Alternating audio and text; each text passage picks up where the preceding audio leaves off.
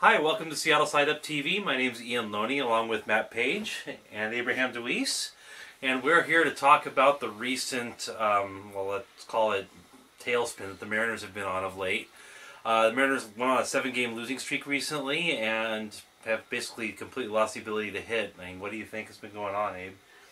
The hitting is the lack of hitting is predicated on complete lack of getting on based on balls.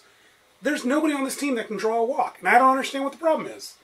What do you think, Matt? Yeah, the entire profile of the team has been built on no on-base percentage, no contact, no defense even.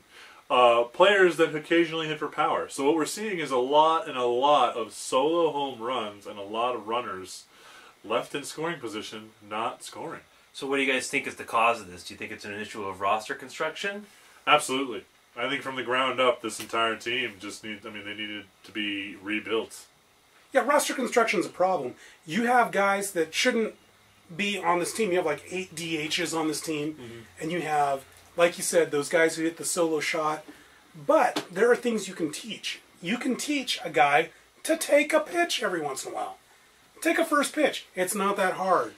Get the pitchers on the opposing team deep into their pitch count. It'll help you out. Well, you used to be able to say you could teach a guy how to bunt, but we saw that Ricky Weeks doesn't know how to bunt. I'm surprised that bunt attempt didn't hit him in the face. In fact, I would have preferred for him to get hit in the face than a bunt into a double play. Who bunts into a double play? So speaking of which, Justin Ruggiano was recently DFA'd in favor of Ricky Weeks. What do you guys think of that recent roster move? What it shows is a catastrophic inability by the administration who runs the team on how to analyze what players they have and what players they need, what the problems are going forward, and how they can improve. Jackie Z hates defense. That's all I can think of. Well, what they did is by eliminating Justin Ruggiano is they doubled down on their no defense, no contact, no on-base percentage, all occasional power hitters. Yay, dingers. But yay, dingers. Yeah, but okay, so Ruggiano, offensively, he and Ricky Weeks are the same guy. But at least Ruggiano can play every outfield position defensively. Oh, and Ruggiano can draw a walk. Ruggiano is under team control for one more year after this. He's cheaper than Ricky Weeks. He has more potential than Ricky Weeks. He, like you said, he can play more things. He's a better glove out in outfield, and he's more versatile that way. It makes absolutely no sense for them to keep Ricky Weeks. Conspiracy theory. Ricky Weeks was on the Milwaukee Brewers with Jackie Z. Yes. So that mean the next move is Ryan Braun? Only if he brings his roids. Or Prince Fielder. If the Rangers want to go Prince Fielder. So I guess we should talk about the reason that those roster moves happened, and that was because the Mariners added Mark Trumbo via a trade. And what do you guys think of that? Is he a fit? He's a guy. He's basically Logan Morrison. He's V2, version 2. I don't know why we need him. I mean, I guess he can play third base, he can play first base, left field, right field, but he plays all of them at a mediocre level. I think mediocre is generous. That's being generous. He's another no defense, first base, left field, DH guy that we have 14 of. We'll get 15 solo shots out of him. Yes. And that'll be 15 runs, and that's it. I mean, from a team that is dead last in the American League in scoring runs. So here's the thing that confuses me, though. So as much as they build the roster around hit for power, no on-base percentage, now they put Logan Morrison 4 times in the last 8 days or whatever in leadoff because he has the highest on-base percentage on the team and for no other reason. So what is up with that? Where's the logic behind that? If you they don't officially care about ran that? out of ideas. Now they're just throwing darts at a dartboard. McClendon has given up. That's my opinion. So you think he's doing the Pinella thing? And he's throwing the game. He does not care. So is it like Pinella running IL out there night after night? Yeah, what he is is he might be upset with our roster construction, and he's just doing the middle finger to Jackie Z. That's hilarious, and I hope that's what it is, and not some gross incompetence, which it possibly could be gross incompetence. Very could be, yeah. On his part. Very possibly. So all that said, do you think the Mariners still have any shot at all of actually making the postseason at this point? I mean, they're 25-32 or so, as last I saw. What do you guys think? Is there any chance at this point that they can make a rally and make the playoffs? I mean, there's a lot of guys that are really underperforming, and if they start performing, things could change a little bit. The pitching's actually been pretty decent lately. Well, now they allow everybody and their mother to be in the playoffs. They have, what, 2 wild card positions now? The Mariners are 4.5 games out of the wild card right now. I don't see them taking the AL West. Maybe something miraculous happens. You know, maybe Jackie Z gets run over by a bus, and then, you know, the bus that I'm driving. But actually, that has nothing to do with winning or losing. That's just what I want. What do you think? If you had asked me a week ago, I would have said yes. There's absolutely every chance for us to get back involved, based upon potential for trade chips we had in the minors, and you know, with our some guys who are underperforming at the majors. However, with this last week with the Trumbo trade, and then with doubling down on that strategy by releasing Reggiano, I called the season officially over on June 5th. And I stand by that statement. There is zero chance. I tend to agree, and this is a team that I honestly thought was a 90-plus win team at the start of the season, and I had every reason to think so, and it's just blown me away how far south the season has gone and how quickly. Yeah, I guess I joke, but you know, when I think about it, like from a numbers perspective, they're gonna have to win at, I think I read like a 750 stretch just to get that wild card. Yeah. They would have to win at about an 85% win ratio to pass the Houston. They're gonna have to catch fire. That would also require some competence from front office and from management that we have not seen yet this season. Yeah. Yes.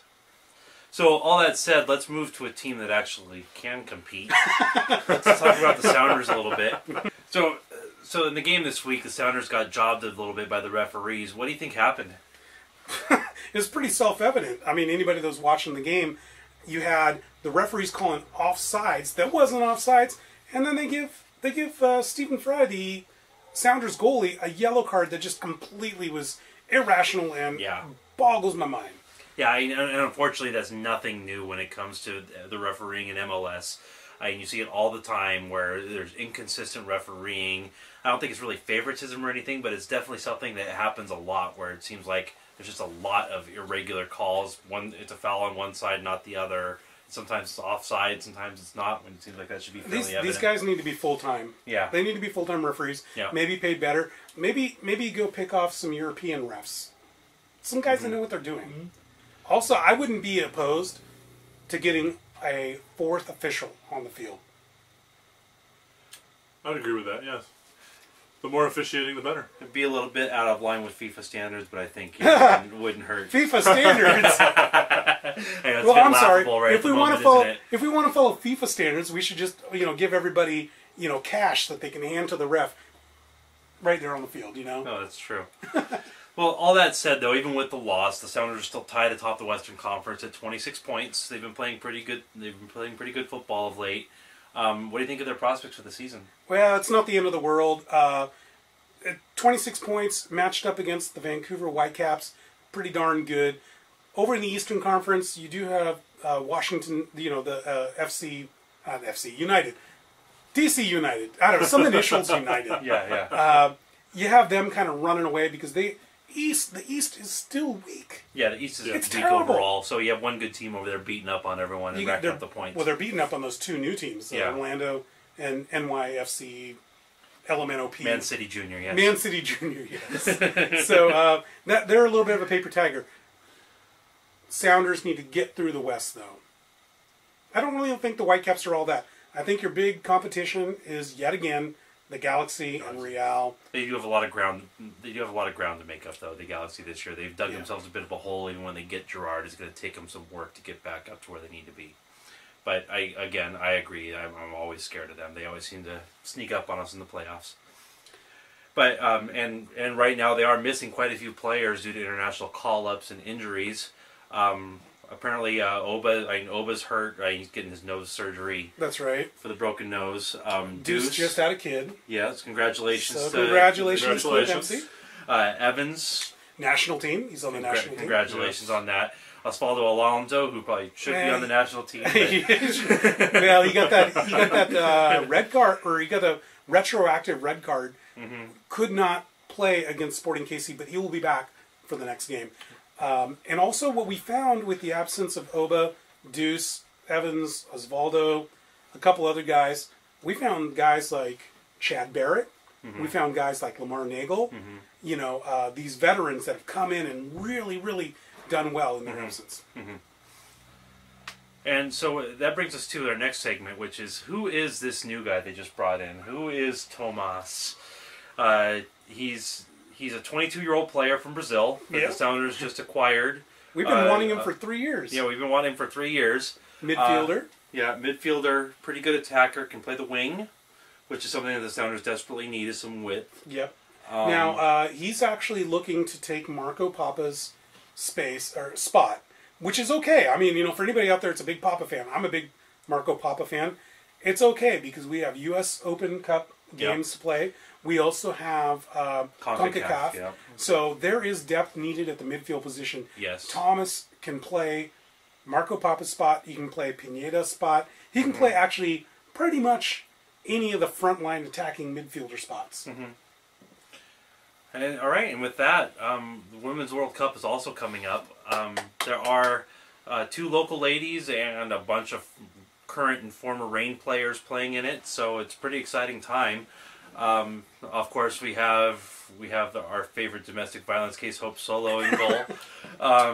She has 61 starts with the women's national team, 82 shutouts in her international career. What do you think about the others? Well, okay, so we all know about Hope Solo. I'm a big fan of her. Anybody that looks... yeah. Anyway, big fan of her.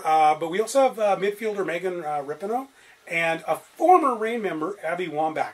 You might remember Abby Wambach from 4 years ago, who led the U.S. women's team all the way to the finals in the World Cup. She is fantastic. She decided not to play for any of the... when she was with the Reign, she decided not to play with any club team to focus on this World Cup. She's the leader, and she's going to take us to the promised land. Yeah. Hope Solo, as crazy as she is, that's a good kind of crazy on the field. Is the best female goalie in the world. So you know what? Maybe saying quite a bit here, but there are some men's leagues she could play in. Oh yeah. You know, I know people might be, she's a woman. You know what? She's really darn good. So they open up their match here on June 8th against Australia. What do you think of that matchup? I like our chances. Yeah. I do like our chances, but the overall in the league, the whole cup, the big story, of course, was that the play surfaces. Yes. That they're going to be bringing on. Yeah, against Australia, they're playing in Winnipeg, which has artificial turf. Artificial turf. Field turf, I guess. And over the last week or so, I've actually been watching on Twitter and so forth. Players have been complaining and having contusions and bruises and they'll take pictures of their legs after practice on the surface. Well, and it's terrible. It's interesting because there's plenty of fields with field turf, including where other games are going to be, which is BC Place, which is the home of the Vancouver Whitecaps. They play there all the time. And they're not having they're not getting their legs ripped up, obviously, playing there every week. So actually, BC Place has field turf as well. Yes. And it's a retractable roof stadium. Come on, Canada. Get it together. Well, it is a similar problem with the Seahawks. They do share the home with the BC Lions. Now, I understand our team, the Seattle Sounders, also have field turf. So, you know, I'm mocking Canada a little bit. But this is kind of prevalent in the MLS, though.